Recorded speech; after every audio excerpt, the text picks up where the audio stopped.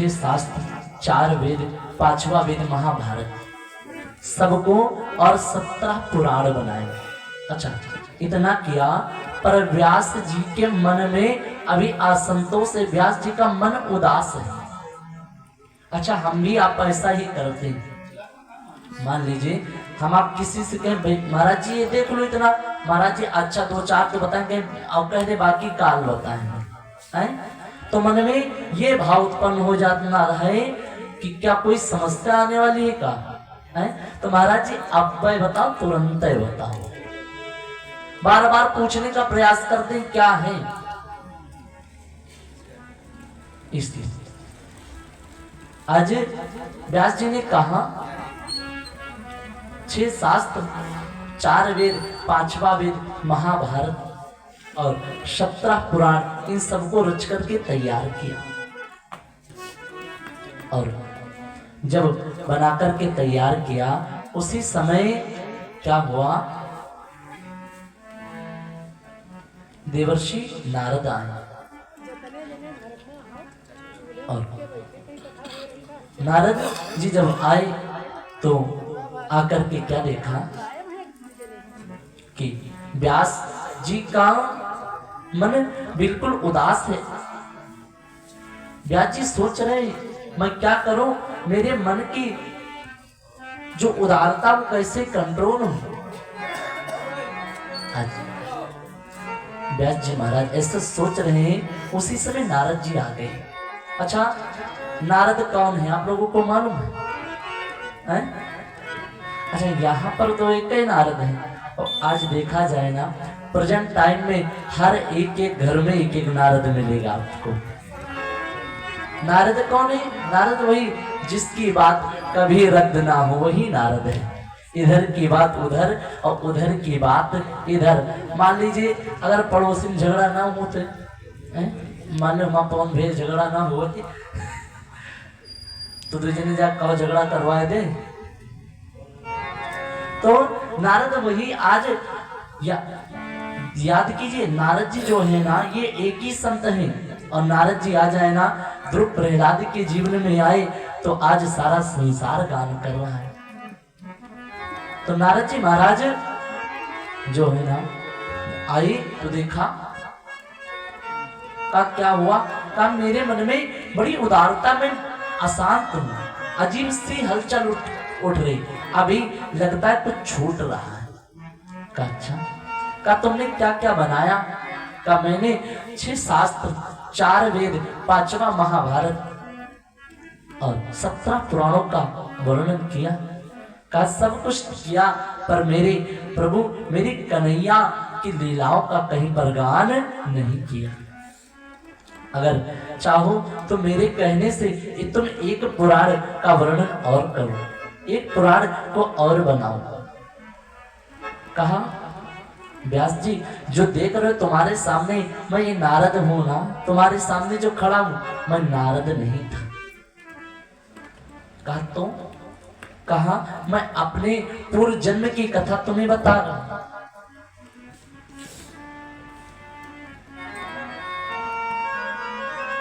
कहा अपने पूर्व जन्म की कथा तुम्हें वर्णन कर रहा हूं, सुनो। क्या बताओ?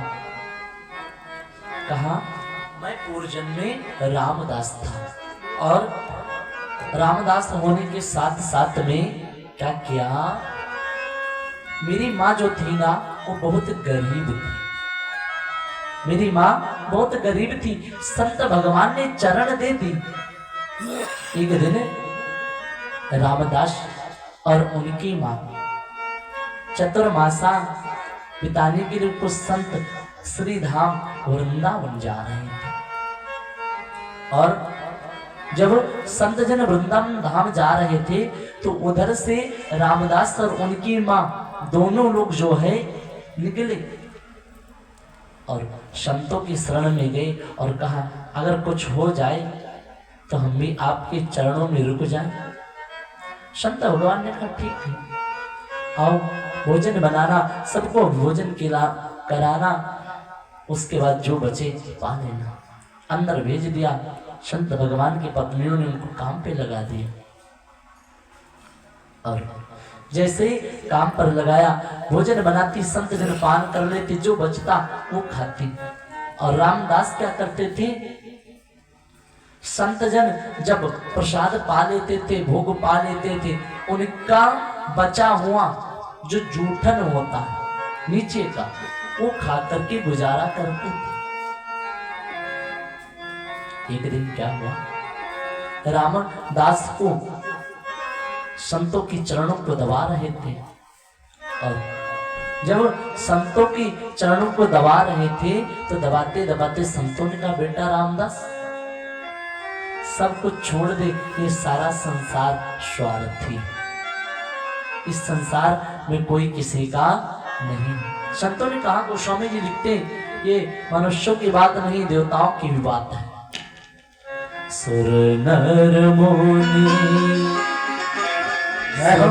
सबकी आहरीति, स्वार्थ लागी करहि सब प्रीति।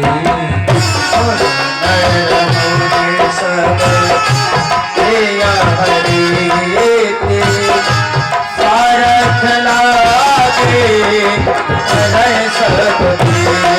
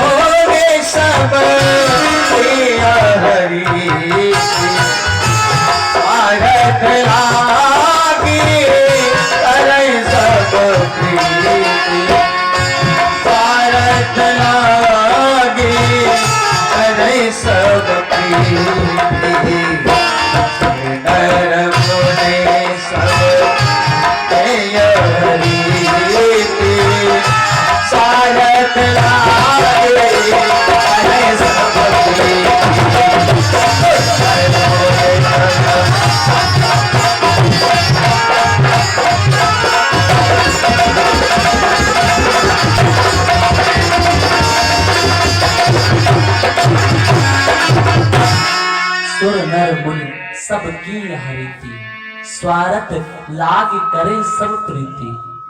संत जन कहते, बेटा रामदास, ये जो सारा संसार है ना, ये संसार स्वार्थी है, तो इसलिए इस संसार के चक्कर में मत पड़ो, चल करके कहीं भगवान का भजन, भगवान का कीर्तन करो, भगवान का स्मरण करो।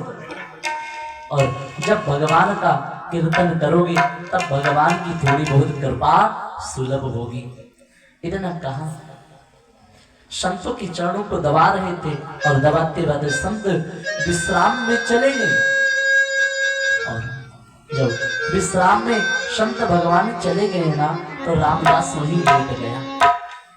सुबह भी वापस आया, और समय पूरा दिन सोच रहे कि क्या करूं, भगवान का भजन करूं कि माता को संभालूं। और विचार किया, और विचार करने के बाद में रामदास अब यही सोच रहे हैं, इसलिए प्रभु कोई ऐसी कृपा करेगा कि मेरी माँ मर जाए। बताओ, कोई बेटा चाहेगा कि मेरी माँ मर जाए? और कोई नहीं चाहता। पर रामदास जी सोच रहे हैं, प्रभु हे गोविंद, हे नारायण, ऐसी कृपा कर दे कि मेरी माँ मर जाए, तब मैं तेरी भक्ति करूं।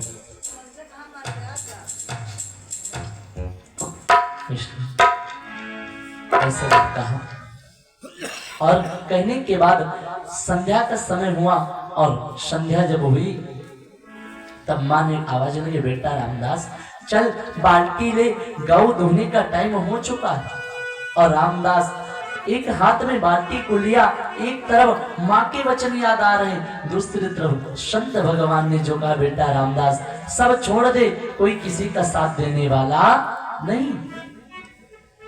तो आज रामदास ने क्या किया, बाल्टी को तो ले लिया, लेकर के गौशाला में पहुंच गए। और जैसे गौशाला में पहुंचे, माँ ने क्या किया, बछड़े को खोला और बछड़े ने स्तन का पान किया। माँ ने बाल्टी में से जल निकाला और छींटे मारी। जैसे उसी समय भगवान ने एक सर्प को भेज दिया। काला कुरूप सा सर्प आया और रामदास की माँ के चरणों में डस लिया। और जैसे डस लिया, उसी समय रामदास की माँ की मृत्यु हो गई। और जब मृत्यु हुई ना, तो रामदास ने कहा, हे गोविंद, वह तेरी कैसी लीला। तब उसी समय रामदास के दोनों नेत्रों से दो प्रकार के आंसू निकले। चेक करना, हमारे आप सभी की वो दो तरह के आंसू निकलते हैं। दाहिनी नेत्र के जो आंसू होते हैं ना, वो ठंडे आंसू होते हैं।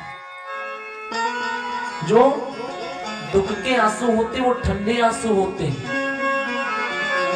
वो आंसू क्या कहते हैं, अरे बेटा रामदास, अब तुझसे कोई ये नहीं कहेगा, बेटा चल बाल्टी ले, गौ धोने का टाइम हो चुका है, कुछ खाए पिएगा कि नहीं,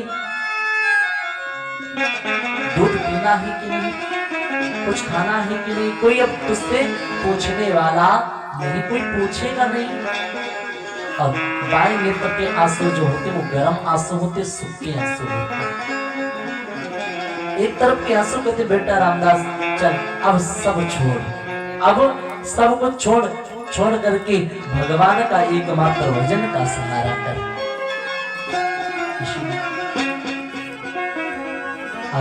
संतों को संग प्राप्त हुआ, और संग प्राप्त होने के बाद आज रामदास जी भगवान का भजन करने के लिए चल पड़े। संत जन लिखते हैं, संतन के जय हो, बोलो शंकर भगवान की। संतन के संग लाग रे, तेरी अच्छी बनेगी। संतन के संग लाग रे, तेरी अच्छी बनेगी।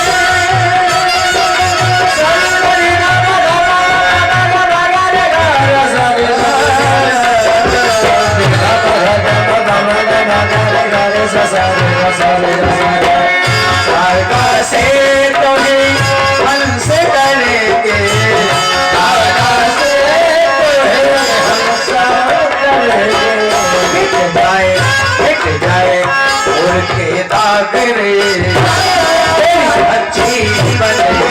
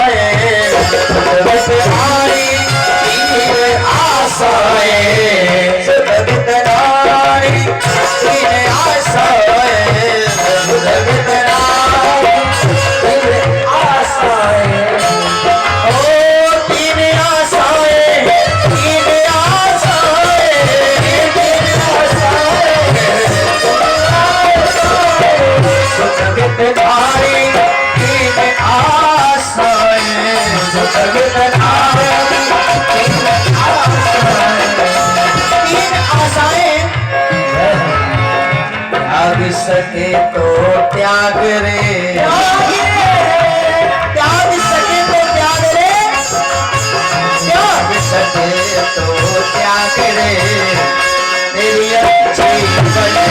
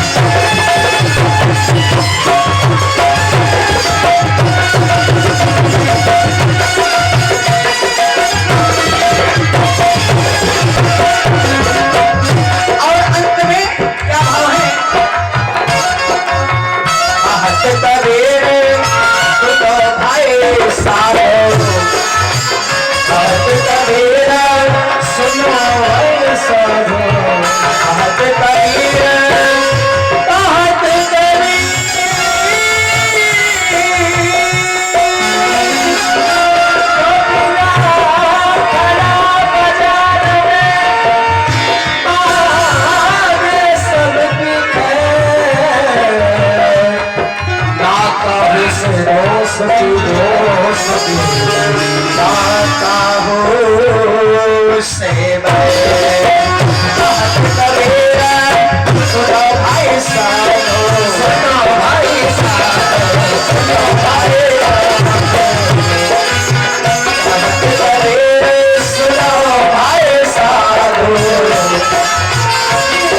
सुनो भाई साधो त्याग सके तो त्याग रे त्याग सके तो त्याग रे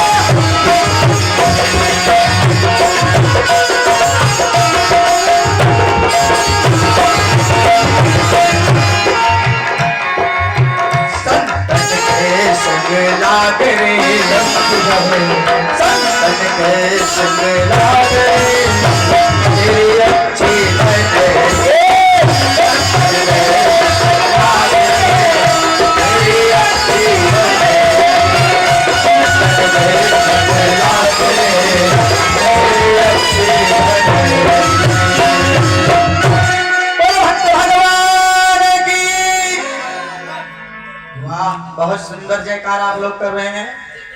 बोलिए भैया मोबाइल 10 बजे के बाद चलाना भाई, जयकारे में कंजूसी ना करें आप लोग। बोलो सच्चे दरबार की, बोलो अच्छे दरबार की, बोलो भक्त भगवान की। श्री स्वामी शुद्ध भगवान कहते ही शौनकाद मुनियों, अच्छा ये बताओ यहाँ पर किन किन लोगों ने गुरु कर रखा? हाथ उठाओ, किन किन के गुरु? 1 2 3 4 5 8 12 16 17 18 11 9 गुरु करना बहुत जरूरी। गु माने होता है अंधकार और रू माने होता है प्रकाश। गुरु करने का मतलब हमारा पुनर्जन्म, जो हमें आपको अंधकार से निकाल करके प्रकाश की ओर ले जाए। गुरु का काम है अंधकार से बाहर लाना और आगे की मंजिल खुद तय करना, बनना है या बिगड़ना है। देखिए बनने और बिगड़ने की उम्र जो है हमारे यहाँ बताई गई है वेदों में, 15 वर्ष से लेकर के मात्र 20 वर्ष के अंतराल ही। अगर 5 वर्षों में आपको लायक बनना है तो लायक बन जाओ, अगर नालायक बनना है तो नालायक बन जाओ। माता पिता का जो फर्ज है, माता पिता वो तो पूरा कर रहे हैं, बाकी आगे आपकी इच्छा, आप करो या ना करो। नहीं करोगे तो बाद में तुमको पछताना पड़ेगा, इसलिए प्रयास करो। नौकर मत बनो किसी के, नौकर मत बनो, मालिक बनने की सोचो। और अगर नौकर बनना है ना तो सिर्फ ठाकुर के नौकर बनो, बाकी संसार के नौकर बनने से कोई मतलब नहीं। प्रयास करो, मालिक बनो। आज रामदास कहते हैं कि भगवान ने कृपा की, और जब कृपा की ना तो मैंने तब किया, और तब के प्रभाव से जब पुनः सृष्टि बसाई गई, और सृष्टि जब बसाई गई तो भगवान ने मुझ पर कृपा की, मुझे अपना बेटा बना लिया।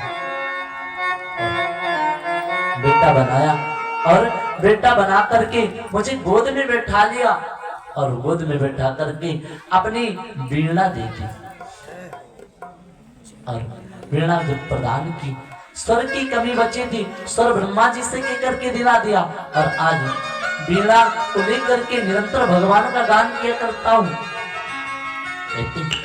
देव रत्ता बेड़ा, देव रत्ता बेड़ा, देव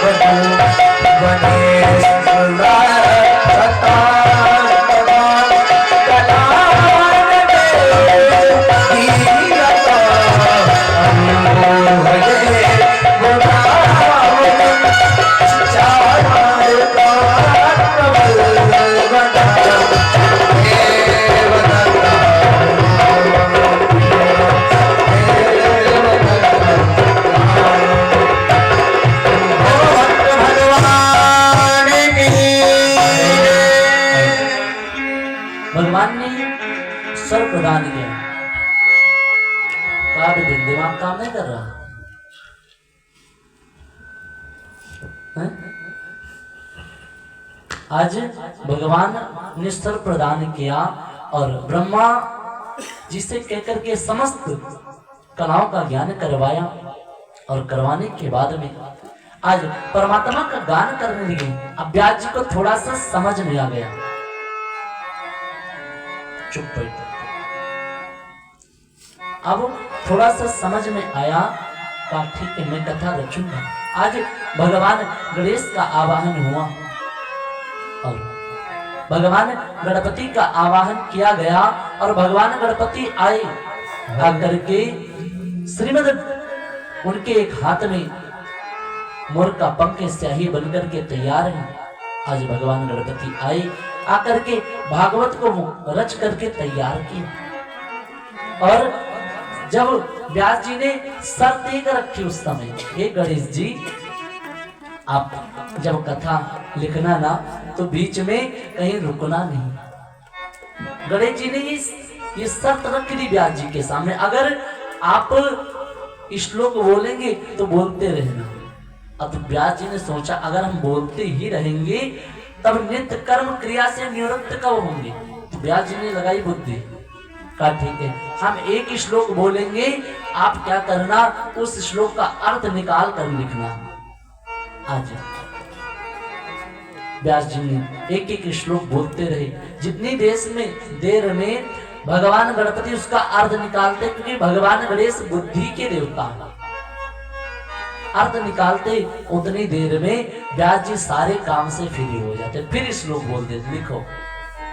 आज भागवत बनकर के तैयार हुई।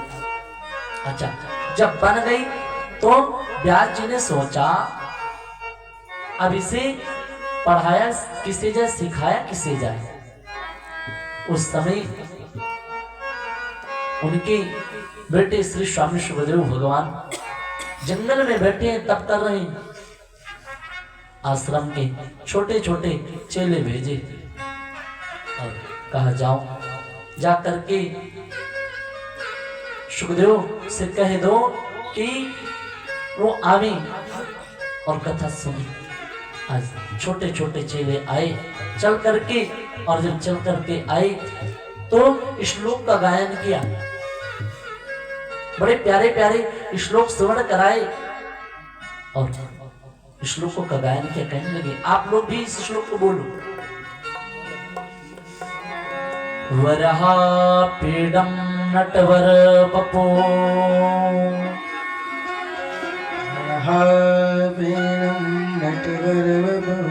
कर्ण्यो कर्णिकारम् विप्रदवासं सपदरमणम् विप्रदवासः कनककपिशम् वैजयन्तीं च माला राधानवेणो रजसुदयो